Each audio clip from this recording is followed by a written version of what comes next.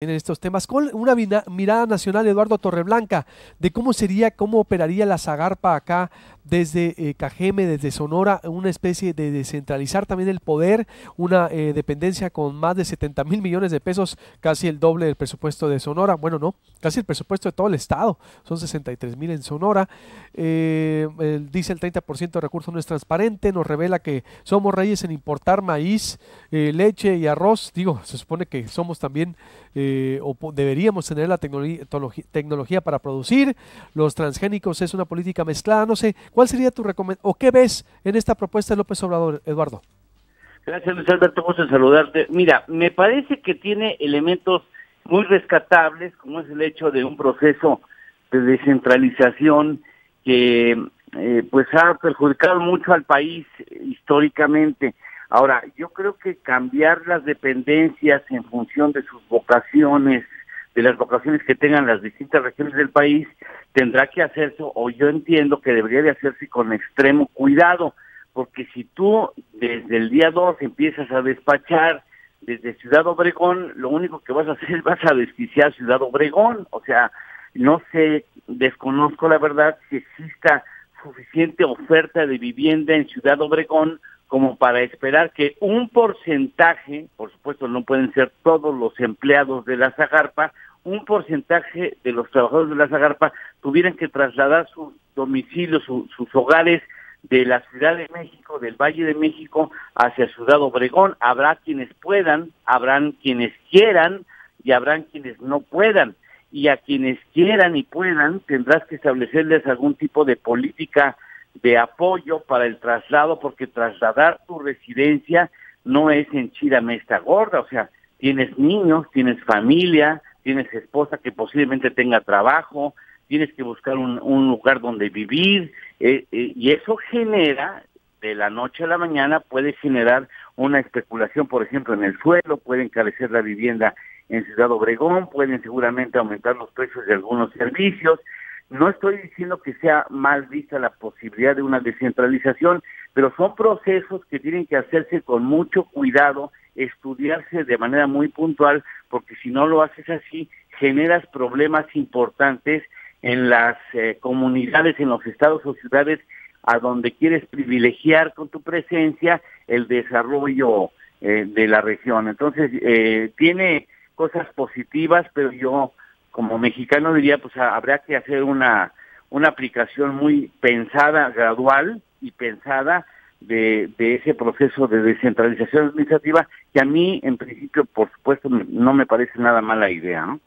Y en cuanto a sería mucho más funcional entonces para el país, ¿crees tú también descentralizar el poder? Que para mí también es lo que se me hace atractivo, Eduardo, la descentralización, porque todo Sí, está en México, todo está en la ciudad, sí, en Estados Unidos tienes la cuna financiera que es New York, ¿no? Wall Street y todo sí, el claro, entramado fiscal financiero. Tienes a la capital política Washington, tienes a la capital del cine claro. a Los Ángeles, California, que es un estado también de mucha producción. Tienes al estado, a la capital del conocimiento, Boston, por ejemplo, ¿no? Hay Claro. descentralización, Europa ni se diga, la sede de la Unión Europea opera en Bruselas, la capital, por ejemplo, ¿no? Son 27 países, se reparten los poderes, pero en México está todo en una ciudad, que es la Ciudad de Pues sí. México. Por eso digo, pues por lo menos que salga de México algo, pero se tiene que ser con extremo cuidado, dices, como Sí, dices, Eduardo, ¿no? sí, por supuesto. No es mala idea. A mí me parece que el haber concentrado todos los poderes y la decisión en el Valle de México, específicamente en el Distrito Federal, provocó distorsiones económicas muy relevantes, a tales extremos que un territorio realmente muy pequeño, el de los más pequeños en el país, concentra el 17% del Producto Interno Bruto. Entonces, me parece que la idea no carece de razón, pero el proceso es el que hay que tener mucho cuidado para que se ejecute. Y estaba yo escuchando con mucha atención la entrevista que realizaste al que sería presumiblemente el próximo secretario de la Zagarpa, el encargado de la Zagarpa, y me parece que pues conoce evidentemente el tema y lástima que por cuestiones razonables y que uno entiende, no trató algunos asuntos que me parecen fundamentales en el tema de la autosuficiencia y que son fundamentales. Ese es otro aspecto que me parece bien visto de Andrés Manuel López Obrador. O sea, el hecho de que diga que hay que procurar ser autosuficientes en materia alimentaria. No se trata de producir el 100% de lo que tu país consume, se trata de no tener vulnerabilidad en algunos productos que puedan ser el día de mañana un problema de soberanía y de seguridad alimentaria. O sea, valdrá la pena explicar al público porque es muy común el error. Soberanía alimentaria se refiere a que tú determines cuál es tu política pública hacia el campo, digamos, esa es la soberanía. La seguridad es que tú tengas garantizado un porcentaje importante, mayoritario del alimento que necesita la mesa mexicana. Esa es la seguridad, la otra es la soberanía. Y ahorita lamentablemente tenemos una fuerte vulnerabilidad en materia alimentaria. Permíteme darte un ejemplo. En el caso del arroz, decía quien sería presumiblemente el próximo secretario de la Zagarpa, el arroz estamos importando el 95% de nuestras necesidades. Pero ¿saben ustedes cómo llegamos ahí?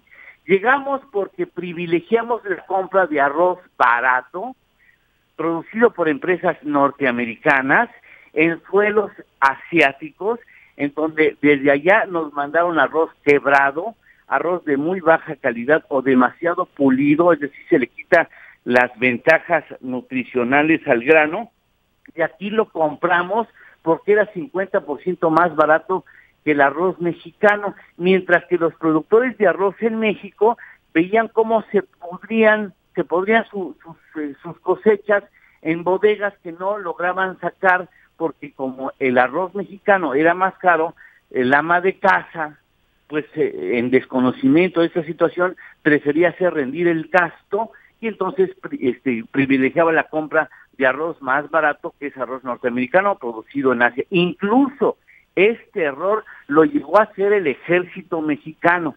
Son los grandes compradores institucionales que prefirieron también la compra más barata de arroz que no era mexicano, y así le dimos la espalda a los productores de arroz en México, que aún pudiendo ser autosuficiente el país, pudiendo haber, México era autosuficiente, en los 80 México no importaba ningún arroz, México era autosuficiente en el arroz, y ahora tenemos que comprar el 95% del arroz, Alberto, es una locura. Oye, qué terrible, pero qué flojos también nos convertimos. O sea, seguimos importamos el 95% del arroz a Estados Unidos y de mala calidad, en lugar de producirlo o generar aquí las condiciones para producir esa exportación desde acá, por lo que me dices. Sí, porque así lo permitimos, o sea, bajo el argumento de que es más barato importarlo, hemos abandonado al campo. Nos convertimos en una nación vulnerable en nuestra soberanía nacional. Yo nomás quiero pensar que Estados Unidos, que el señor Trump, que por fortuna no le gira bien la canica en la azotea, se dé cuenta que somos un país que requiere de la Unión Americana para alimentarnos, ¿no? De que estamos importándole 1.500.000 toneladas de carne, por ejemplo, de que necesitamos urgentemente de maíz, como bien lo decía tu invitado, estamos en el maíz. ¿Cuánto de maíz estamos? Estamos importando el 30% de nuestras necesidades. Estamos importando maíz amarillo, que es el forrajero, el que se da a los animales, al ganado. Estamos importando maíz forrajero para producir botanas en México, o sea, los monchistronchis, ¿no? Por ejemplo, y estamos importando el 30% de nuestro consumo. En soya, semillas de soya. ¿La leche? La leche, somos el segundo importador mundial de leche. Estamos importando cerca del 20% de la demanda interna. En semilla de soya, que es el importante, estamos importando el 95% de nuestro consumo, 95%. En trigo estamos importando el 56% de nuestro consumo. ¿Por qué todo esto? Por lo mismo, por la falta de visión de Estado de crear condiciones para producción agrícola, ganadera aquí. Sí, y porque, ¿sabes qué? Nos confiamos de que éramos ricos de petróleo y decimos, pues, ¿para qué queremos importar? Mira, hubo una corriente de funcionarios que siempre tuvieron un menosprecio especial para lo mexicano y particularmente para los productores del campo mexicano. Y decían, ¿para qué carajos vamos a gastar dinero en esos, perdóname que te lo diga así porque así me lo expresaron a mí, en esos huevones? Mejor tenemos dinero del petróleo, pues importamos la comida. Y olvídate del campo, y olvídate, porque el campo tiene para su apoyo, es una complejidad. ¿Cuándo fue esa relevante. política? ¿A partir de cuándo esa visión? Digamos, a partir después de los 80, 90, a partir de 1986, digamos, empieza a aplicarse una política en ese sentido de olvidar al campo.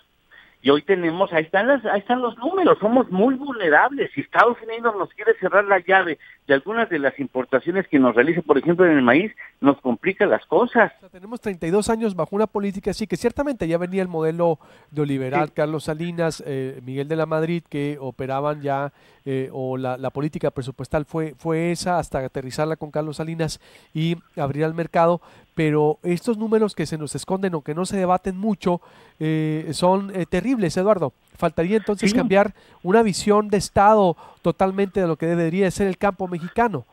Sí, difícilmente seremos autosuficientes al 100%, pero tienes que restar la vulnerabilidad que tiene el país, que actualmente debe estar importando números gruesos, más allá entre los 13 y los 15 mil millones de dólares de alimentos.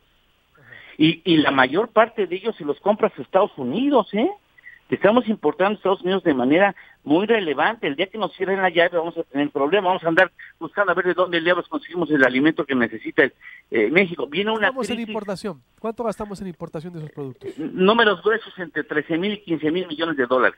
¿Al año? Al año, sí, al año. Anuales. Y todo eso se pudiera ir a, por ejemplo, aplicarlo a tecnología, desarrollo, producción, no sé. Ese es otro punto que tú señalas, que no señaló tu invitado por cuestiones de tiempo, supongo. Mira, tenemos dos campos en el país.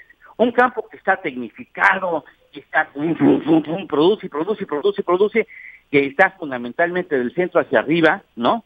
A la parte norte de la República Mexicana, y tenemos otro campo establecido en las épocas más dolorosas de los años 30, 40, atrasadísimo de temporal, sin tecnología, muy fragmentado en sus unidades de producción, y entonces eso genera condiciones desiguales para el mismo territorio, que es un asunto que no trató tu invitado.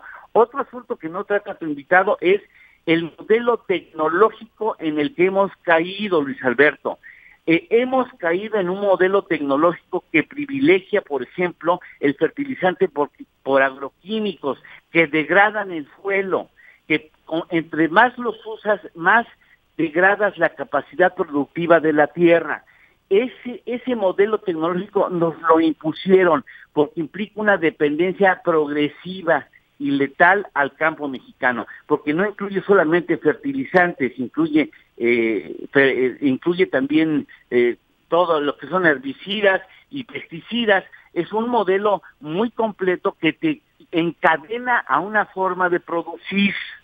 Entonces tenemos un problema de fragmentación del campo, tenemos un problema de mecanización del campo, tenemos un problema de un modelo de producción que degrada nuestra capacidad productiva, cuando en México hemos desarrollado por científicos mexicanos modelos de fertilización natural que conforme se usan elevan la capacidad productiva de la tierra.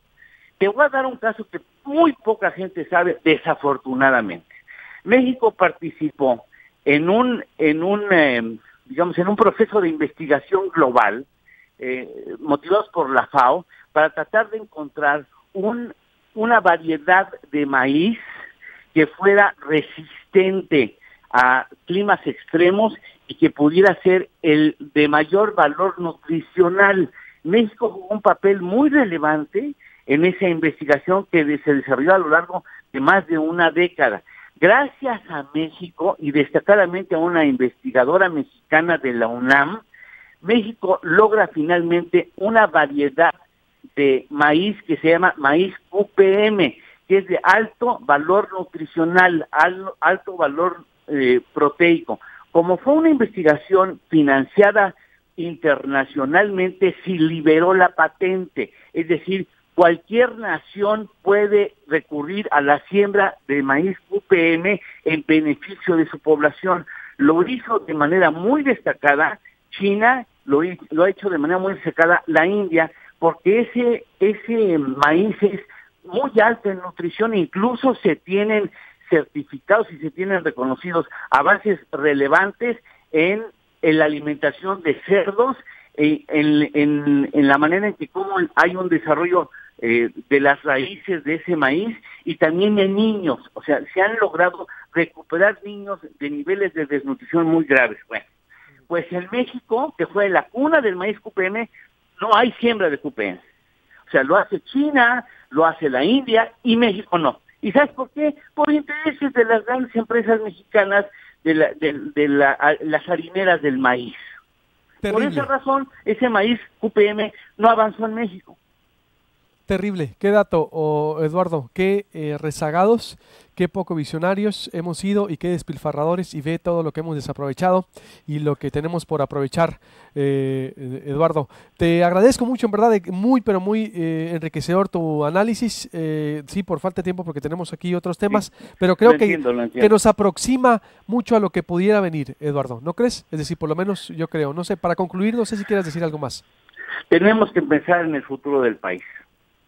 Y tenemos que salir de ese proceso electoral unidos los mexicanos. Y yo creo que se han extremado mucho las posiciones, y dudo mucho que después de las elecciones podamos vernos como una nación unida en beneficio de poder superar los retos que son grandísimos que tenemos enfrente. Ojalá la paz, la mesura y la conciliación en torno al futuro del país nos permita trabajar de manera conjunta con quien resulte triunfador de las elecciones. Bueno, veremos. Mira, si el triunfo es, si no se roban la elección, si no cometen sus cochinadas y gana el que tenga que ganar, pero gana bien, legitimado, sería otra cantaleta. Veremos, ¿no? Sí, es decir, ojalá. Eso va a marcar mucho el futuro. Pero por lo pronto, gracias, mi estimadísimo Eduardo Torreblanca. Estamos en contacto contigo. Gracias a ti, como siempre, Elizabeth. Gracias a tu auditor. Igualmente, corte y vuelvo.